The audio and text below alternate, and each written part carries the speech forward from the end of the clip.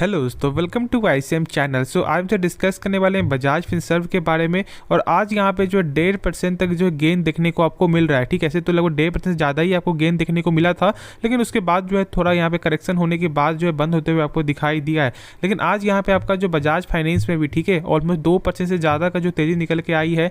और ये तो जो मैंने लगभग 2-3 दिन पहले ही मैंने आपको बता दिया था कि ऐसा कुछ आपको होने वाला है। और बहुत से लोग यहाँ पे आपको जो इंतज़ार भी कर रहे होंगे और उनका एक अच्छा खासा पैसा भी आपको बना होगा। लेकिन अब ये हम सबको जानना है कि इस तेज़ी की वजह क्या है। ठीक है, अब बहुत से लोग जानते भी होंगे, लेकिन अब एक चीज़ और यहाँ पे समझना है कि क्या ये तेज़ी क्या ये टिक पाएगा क्या, तो उसके बारे में हम सब जो खास तौर से यहाँ पे आपको डिस्कस करेंगे। तो इस वीडियो को जरूर से अंत तक देखना, बहुत ज़्यादा यहाँ पे आपको इंपॉर्टेंट है। तो यहाँ पे आपको डाउट भी जो है क्लियर हो जाएगा। और उससे पहले जरूर से इस चैनल को सब्सक्राइब कर दो और इस वीडियो को जरूर से लाइक कर देना। तो चलो यहाँ पे डिस्कस करते हैं। पहले हम देख लेते हैं कि आज का टोटल यहाँ पे आपको जो डिलीवरी वो क्या देखने को मिल रहा है। तो यहाँ पे आप देख सकते हो कि मात्र जो 31% का यहाँ पे जो है आपका जो पोजीशन यहाँ पे देखने को मिल रहा है। ठीक, अब ये तो छोड़ो, अब ये तो यहाँ पे देखने को ऐसा मिल रहा है। ठीक है, कभी 30, कभी 40, कभी 50। लेकिन जो मेन जो यहाँ पे न्यूज़ है उस पर हम जो फोकस करते हैं बिना टाइम वेस्ट किए हुए। तो देखो यहाँ पे आप जानते हो कि जो पहले जो यहाँ पे आपका जो रेपो रेट था वो लगभग था यहाँ पे 6.25%। ठीक है, लेकिन आज के दिन यहाँ पे आपका जो है 25 बेसिस पॉइंट यानी कि 0.25% यहाँ पे आपका बढ़ चुका है। अब ये जो आंकड़ा आपका हो चुका है 6.5%। अब देखो यहाँ पे इसी की वजह से यहाँ पे तेज़ी आई है। अब जानते हो कि देखो जब यहाँ पे आपका रेपो रेट जब आपको हाइक हुआ है यानी कि लोन आपका महंगा होगा, लोन तो यहाँ पे आपका महंगा होगा ना, और इसके कारण यहाँ पे कंपनी को बेनिफिट होगा। लेकिन अब ये समझो कि ये एक शॉर्ट टर्म का ही गेन देखने को मिल सकता है यहाँ पे। ठीक है, यानी कि आपका जो बजाज फाइनेंस या फिनसर्व में ठीक है ऐसा ये यानी कि इस न्यूज के रिलेटेड जो यहाँ पे तेजी होगा ना वो एक शॉर्ट टर्म के लिए भी है, एक शॉर्ट टर्म के लिए। क्योंकि यहाँ पे समझो जैसे कि मान लो यहाँ पे अभी जो है ऐसा कुछ देखने को मिला कि चलो यहाँ पे लोन बढ़ रहा है तो यहाँ पे तेजी हुआ, लेकिन इसका एक ड्रॉबैक भी है। जैसे देखो मान लो बहुत से लोग जो यहाँ पे अभी जो है ऐसा सोच रहे होंगे कि हम सब यहाँ पे आपका जैसे कि मान लो तो होम लोन तो लेंगे, लेकिन होम लोन पे यहाँ पे अब जो ब्याज बढ़ गया। ठीक है, बहुत से लोग सोच रहे होंगे कि यहाँ पे आपका जो कुछ भी लोन जैसे मान लो यहाँ पे होम लोन फिर प्लस मान लो यहाँ पे आपका जो पर्सनल लोन, बहुत से लोग यहाँ पे लोन जो है लेने के लिए सोच रहे होंगे। लेकिन अब जब यहाँ पे रेपो रेट जो आपको हाइक हो चुका है यानी कि जब आपको बढ़ चुका है तो लोग यहाँ पे वेट करेंगे। तो यहाँ पे आप समझ रहे हो कि मैं क्या बोलना चाह रहा हूँ। लेकिन यहाँ पे RBI का क्या मानना है वो बहुत ही बेहतरीन है। ठीक है, वो समझो यहाँ पे उनका ऐसा मानना है कि जो FY24 ठीक है उस समय यहाँ पे क्या होगा, अंतिम क्वार्टर पे लगभग जो 5.4 के समथिंग यहाँ पे आपको देखने को मिलेगा। यानी कि आप समझ सकते हो कि बहुत ज़्यादा कम होने वाला। और इसे जानते हो भी है कि मैंने आपको जो दिखाया भी था उस दिन की बहुत सारे लोग यहाँ पे यानी कि बहुत सारे बड़े बड़े यहाँ पे आपको जो इंस्टीट्यूट यहाँ पे क्या बोल रहे हैं ना कि जो आप रेपो रेट जो आप इस बार जो आपको हाइक हुआ वो एक अंतिम रेपो रेट आपका हाइक है और उसके बाद यहाँ पे रेपो रेट आपका कम ही होगा, ऐसा यहाँ पे मानना था। और आपका यहाँ पे आपको RBI ने भी यहाँ पे साफ तौर से आपको बता दिया है कि लगभग 1 साल के अंदर जो है आपको जो यहाँ पे रेपो रेट है वो यहाँ पे आपका 5.45 तक यहाँ पे शायद आपको देखने को मिल जाएगा, उनका ऐसा मानना था। तो ये एक अच्छा है और उस समय यहाँ पे गजब की तेजी देखने को मिलेगी। और देखो यहाँ पे जो धीरे जैसे ही कम होगा ना उसमें थोड़ा गिरावट आपका होगा स्टॉक में, लेकिन वो एक बाउंस बैक आपको मारेगा फॉर द शॉर्ट टर्म के लिए। और अभी भी ये कोई ज़्यादा कोई ऐसा नहीं है कि बहुत यहाँ पे ज़्यादा परसेंटेज बढ़ गया, यानी 0.25% बढ़ा। क्योंकि हम सब तो यहाँ पे 0.75 भी देखे हैं, यहाँ पे 0.5 भी देखे हैं, वो भी यहाँ पे 2-3 बार देखे हैं, वो एक अलग बात है। लेकिन यहाँ पे जो 0.25% बढ़ा ये एक आपका अनुमान के मुताबिक ही बढ़ते हुए आपको दिखाई दिया। क्योंकि यहाँ पे जो पहले से आपको ऐसा लग रहा था कि हाँ इतना ही आपको बढ़ेगा और इतना ही आपका बढ़ते हुए आपको दिखाई दिया है। लेकिन अब हमसे ये अब जानते हैं कि अब क्या करना चाहिए कि यार ये कंपनी में कोई भी खराबी नहीं है। ठीक है, अब ये तो जान लो कि यार इस कंपनी में कोई खराबी नहीं है क्योंकि यार इस कंपनी का फंडामेंटल यहाँ पे स्ट्रॉन्ग, जैसे कि यहाँ पे ROC हो गया, ROE हो गया, NPA हो गया, यहाँ पे CAR हो गया, सारा चीज़ ही मैंने यहाँ पे आपको बताया हुआ है। ठीक है, तो इसके रिलेटेड यदि आपको जानना है तो आप कमेंट में करना, मैं फिर से आपको बता दूंगा। लेकिन चलो एक काम करता हूँ, मैं 2 फंडामेंटल यहाँ पे आपको बता देता हूँ। जैसे कि पहला यहाँ पे NPA सबसे अच्छा फंडामेंटल है। ठीक है, यहाँ पे बैंकिंग स्टॉक या आपका फाइनेंशियल स्टॉक यदि आप ढूंढ रहे हो तो उसका NPA यदि आप चेक कर लोगे ना तो लगभग तो 70% तो आपका ऐसा ही काम हो गया कि उस स्टॉक को यहाँ पे आपने एक अच्छे स्टॉक को आपने पिक किया हुआ। ठीक है, यदि आप NPA यहाँ पे समझ गए तो। अब देखो यहाँ पे NPA का मतलब आपको होता है बैड लोन। जैसे कि मान लो बैंक आपको लोन देती है और आपने एक भी किस्त जो है पे नहीं किया है 3 महीने तक, तो फिर बैंक को क्या लगेगा कि उनका पैसा मिलना बहुत ही कम चांस है। और RBI के अनुसार किसी भी फाइनेंशियल या किसी भी बैंकिंग सेक्टर की कंपनी का जो NPA वो यहाँ पे 3% से आपका ज़्यादा नहीं होना चाहिए। अब एक चीज़ आप समझो कि यहाँ पे बजाज फाइनेंस का यहाँ पे कितना है, तो बजाज फाइनेंस का लगभग जो है 0.52% यहाँ पे देखने को मिलता है। ऑलमोस्ट यहाँ पे जो है 0.5 से लेकर ठीक है 1% तक यहाँ पे वैरी जो है वो देखने को मिल रहा है। ठीक है। अब यहाँ पे कितना अच्छा एनपीए है। अब एक चीज़ और जान लो कि जो हमसे बोलते हैं कि यहाँ पे आपका एचडीएफसी बैंक क्यों एक अच्छी बैंक है, क्योंकि इसका एनपीए का यहाँ पे रिकॉर्ड क्या है कि 10 सालों में इसका एनपीए 0.5% से ज़्यादा यहाँ पे नहीं हुआ है, और यही सबसे खास उस बैंकिंग स्टॉक को यहाँ पे बनाता है और इसे लोग यहाँ पे बाय भी करते हैं। तो इसलिए मैं बोलता हूँ कि एनपीए जो है वो बहुत ज़्यादा यहाँ पे बेस्ट फंडामेंटल टूल है और उसके बारे में जानो।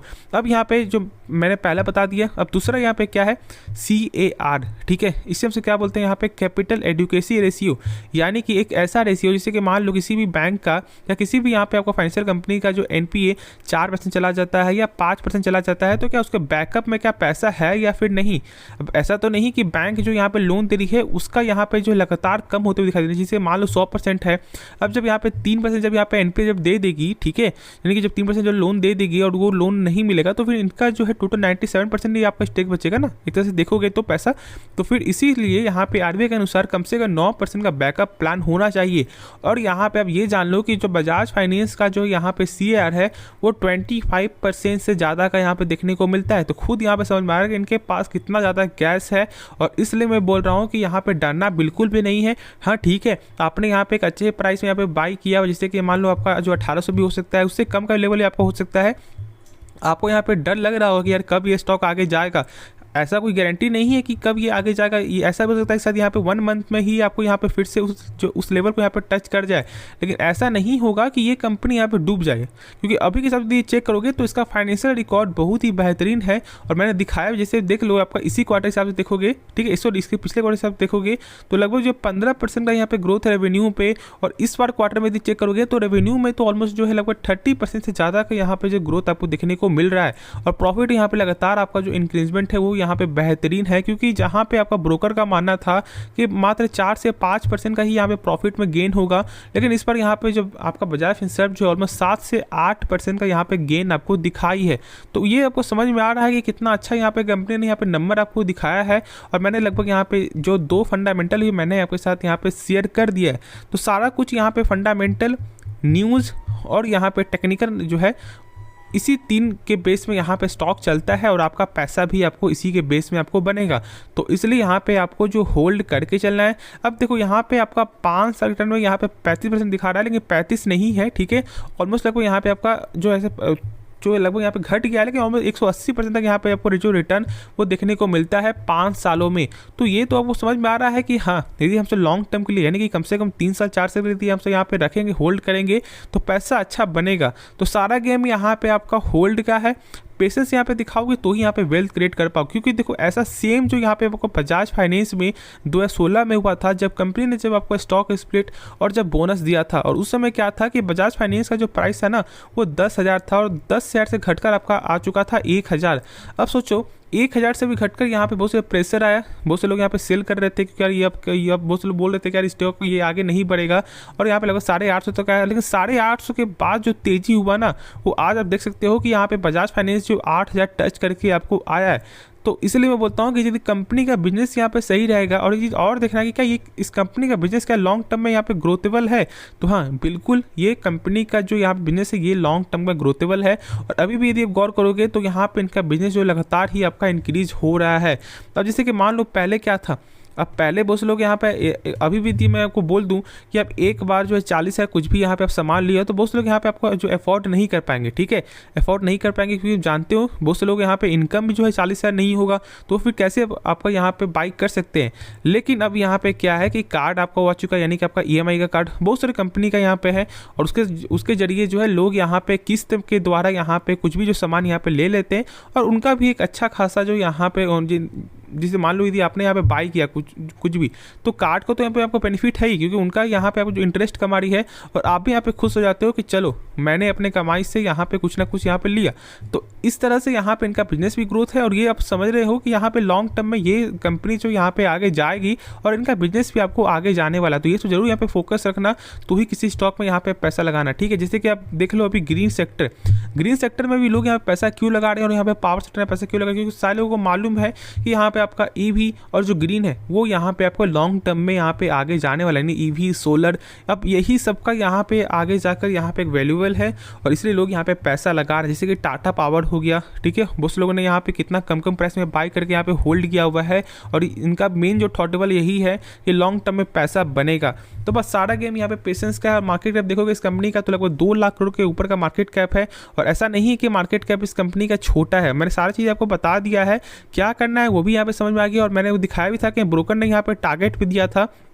मैं थोड़ा दिखाओ दीदी, यहाँ पे दिखाई देता है तो, लेकिन ऐसे मैं आपको बता दूं कि यहाँ पे ब्रोकर ने क्या टारगेट दिया था। तो यहाँ पे आपका आईसीआईसीआई से जो टारगेट था वो था लगभग यहाँ पे 1600 के रेंज में, ठीक है, मैंने दिखाया भी था। और लगभग यहाँ पे शेयर का जो टारगेट है वो भी लगभग 1650 के रेंज में ही आपको देखने को मिल रहा है।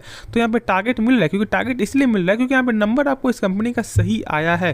तो अब आपको शायद यहाँ पे समझ में आ गया हो कि यहाँ पे क्या करना चाहिए। यदि आपके पास है तो यहाँ पे होल्ड करके चलो और पैनिक मत। तो बहुत से लोग पैनिक क्रिएट कर देते हैं, लेकिन पैनिक होने की जरूरत नहीं, कंपनी खराब नहीं है, बस आपको यहाँ पे समय ही देना है। तो चलो यार इस वीडियो को अंत करते हैं, लेकिन उससे पहले जरूर से इस चैनल को सब्सक्राइब और इस वीडियो को जरूर से लाइक कर देना। तो मिलते हैं नेक्स्ट वीडियो में, तो तब तक के लिए धन्यवाद।